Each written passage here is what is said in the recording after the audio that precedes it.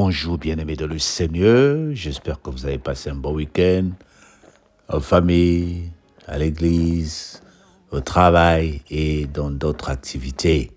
Nous disons gloire à Dieu qui nous donne le souffle de vie. Et ce matin, nous sommes en train de commencer cette semaine avec les 5 résolutions que le Seigneur nous a données la semaine dernière. Nous allons parler de ces 5 résolutions encore cette semaine sous un autre angle. Parce que nous avons compris depuis vendredi, lorsqu'on a fait la synthèse avec Mamolo, que ce sont des paroles dont nous avons besoin. Ce sont des paroles que le Seigneur va faire qu'il va inspirer des gens, il va inspirer une personne, il va inspirer une famille. Et moi, j'ai la foi qu'il y a quelque chose de nouveau qui va se passer avec ces 5 résolutions.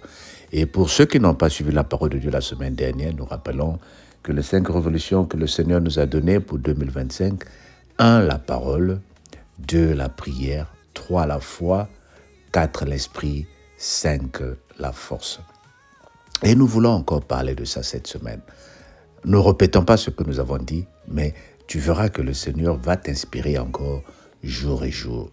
Bien-aimé, il faut que toi tu sois vainqueur dans tous les défis de ta vie. Ézéchiel 23, nous lisons le verset 10, à partir du verset 11, pardon. Sa sœur Oliba fit cela et fut déréglée qu'elle, dans sa passion, ses prostitutions dépassèrent celles de sa sœur. Elle s'enflamma pour les enfants de la Syrie, gouverneur et chef, ses voisins vêtus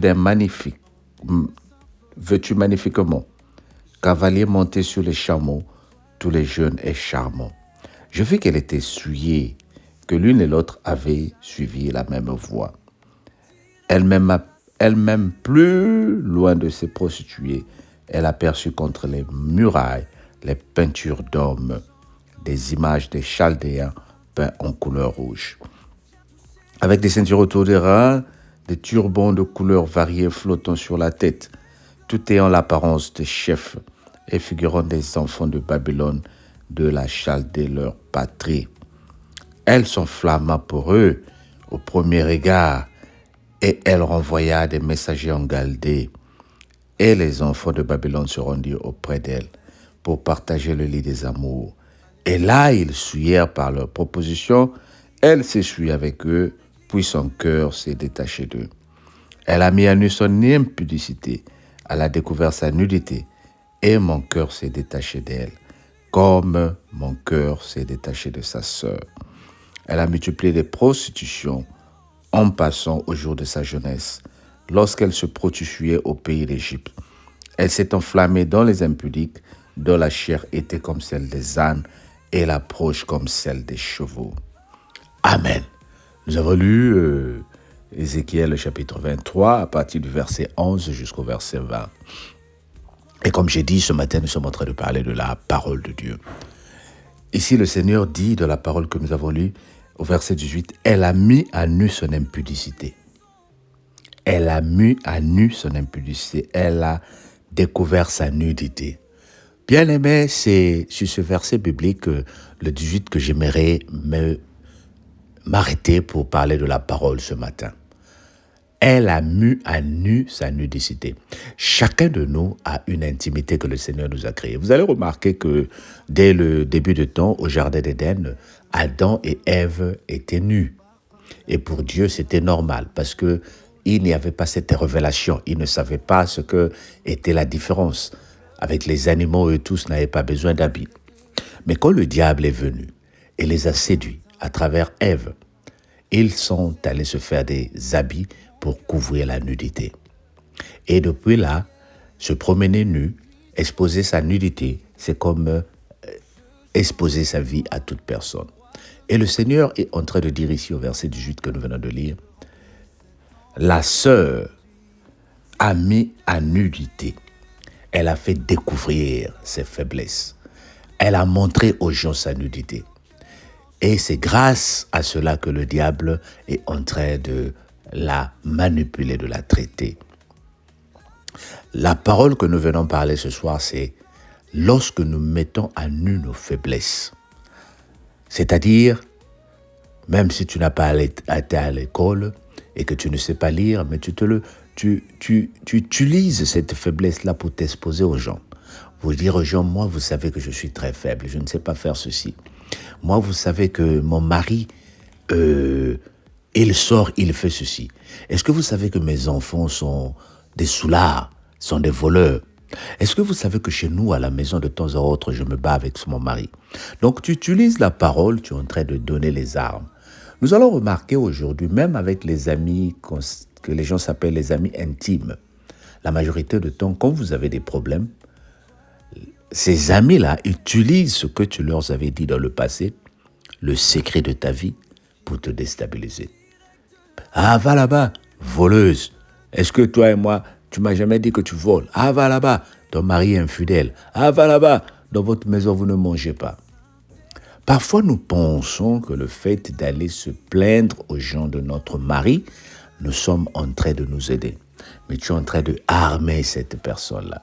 Parfois, nous pensons aussi le fait que d'aller faire des éloges de notre femme, de notre mari aux gens, nous sommes en train de les faire valoir. Oh, tu es en train d'ouvrir la porte. Tu es en train de dire à une certaine femme, viens essayer mon mari, c'est bien. Viens essayer ma femme, c'est bien. Viens essayer ma maison, c'est bien. Nous avons entendu, et moi-même je l'ai vécu, un de mes frères qui était parti en voyage, dont la fille a posté « Nous ne sommes pas là, nous sommes partis à 1 mois de voyage ». Elle a posté sur Facebook. Et qu'est-ce que les voisins ont fait? Ils ont vu. Comme vous avez posté que vous n'êtes pas là, la maison est libre. La parole a ouvert la porte aux ennemis. Et quand ils sont revenus, la maison était vide. Tout ce qui était de valeur était pris dans leur maison. Bien-aimé, la parole que tu utilises, j'ai dit que nous allons parler de la parole. Voilà pourquoi nous revenons encore sur ces résolutions-là. Peut-être qu'on va en parler beaucoup de fois. Parce que la foi vient de ce qu'on entend. Et ce qu'on entend vient de la parole de Dieu.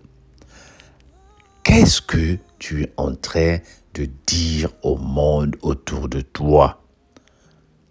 Surtout nous qui avons la grâce de passer sur les réseaux sociaux. Qu'est-ce que nous disons au monde à travers nos hommes? Qu'est-ce que nous disons au monde à travers nos femmes? Qu'est-ce que nous disons à propos de nos enfants? Qu'est-ce que le monde connaît? Il y en a même, sans te voir, on connaît tous les noms de tes enfants. Mais tu vas remarquer les stars, ceux qui ont beaucoup d'argent. Quand ils passent sur les réseaux sociaux, ils ne parlent pas de leurs enfants. Bien-aimé, protège ce que tu as. Protège ce que tu as. Parfois, les témoignages aussi. Moi-même, numéro 1. Ce n'est pas tout le monde à qui tu vas aller dire sur les réseaux sociaux. Ah, écoutez, Dieu m'a fait grâce, j'ai ceci, j'ai fait ceci. Mais ceux qui t'entendent savent que toi, tu as fait ceci et tu es devenu ceci. On connaît tes faiblesses, on connaît tes avantages, on connaît qu'est-ce que tu fais à 6 heures, on connaît qu'est-ce que tu fais à 7 heures, on connaît qu'est-ce que tu fais à midi, on connaît que tu n'as plus de travail, on connaît que tu viens avoir une promotion au travail, on connaît que tu viens de te marier, on connaît. On ne dit pas de ne pas témoigner Dieu, mais le milieu dans lequel tu témoignes Dieu, est-ce qu'il est approprié? On ne dit pas de ne pas parler de Dieu. Le milieu dans lequel tu vas parler de ta vie, est-ce qu'il est approprié? Oh bien-aimé, l'heure est arrivée où tu dois faire attention à la parole qui sort de ta bouche. La majorité des cas, c'est la même parole que tu as sortie qui t'a détruit. Et le Seigneur dit, elle a exposé sa nudité. N'expose pas ta vie. Protège-toi. Que le Seigneur te bénisse. Amen. Ce matin, nous prions pour que le Seigneur nous aide à être discrets. Père, aide-nous à être discrets. Aide-nous à être vigilants dans le nom de Jésus-Christ, notre Seigneur et Sauveur. À midi, prie pour que le Seigneur protège ce que tu as comme bien. Seigneur, protège mes biens. Protège-moi au nom de Jésus. Le soir, prions pour que le diable n'ait aucun accès dans ta maison. Et le Seigneur te bénira. Que le Seigneur nous fasse avancer au nom de Jésus. Dis avec moi, Amen. Et passe un bon lundi, un bon début de semaine et on se dit à demain. Bye bye.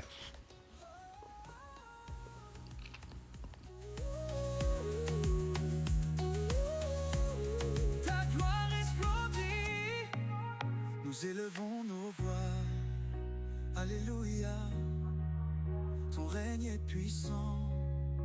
Alléluia, dans l'unité, ton église t'adore. Direct de la cellule, nous voyons ton éclat encore. Direct de la cellule, ton feu descend. Ta présence illumine nos cœurs en chantant. Saint-Esprit, viens toucher nos vies. La gloire de Dieu ici resplendit. Ta gloire est ici. T'adorons Jésus, toi le roi infini, que tous genoux fléchissent devant ton nom. La gloire de Dieu emplit nos maisons.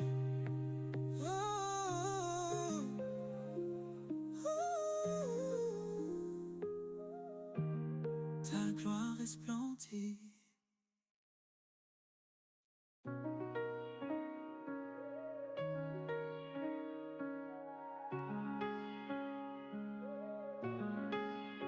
Dans le silence, je lève mes mains. Un parfum d'adoration monte au loin. Ton amour coule comme un fleuve sans fin. Direct de la cellule, ta gloire m'atteint. Les chaînes tombent, mon cœur est libre. Ta lumière éclaire mes nuits sombres et vides. Je chante pour toi, roi de ma vie.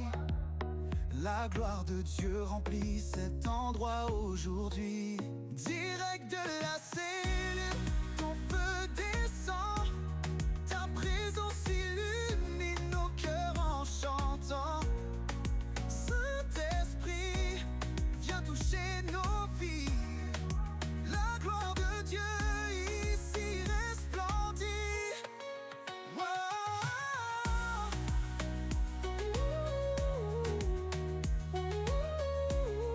Ta gloire resplendit. Dans chaque prière, un miracle s'écrit. Un souffle nouveau traverse nos vies. Le ciel s'ouvre, les anges dansent. Dans la cellule, ton amour fait la différence. Ton pardon, comme une douce mélodie, transforme mes larmes en une symphonie. Je t'exalte,